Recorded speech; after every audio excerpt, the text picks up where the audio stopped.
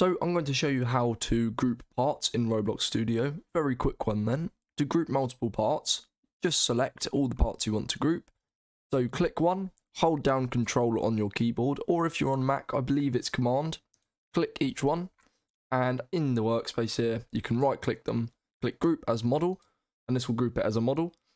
And you can right click and rename the model and name it what you would like, such as Shapes, or alternatively, you could right click, group as folder, rename the folder to whatever you would like, to something such as Shapes. Now the pros of grouping something as a folder is that you can still select each item individually, and each item behaves on its own.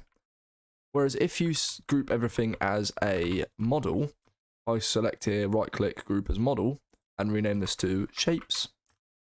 You can see if I select one, it selects all. So they kind of act as one model. They have a central world pivot and a central position and orientation. You can still open this up, and if I wanted to move the sphere over, for example, over here, I would have to manually click the sphere, hit move, and move it over. But of course, having it as a model does mean everything behaves as one, so it has some sort of central pivot. Whereas as a folder, everything behaves still individually. So there are pros and cons to both.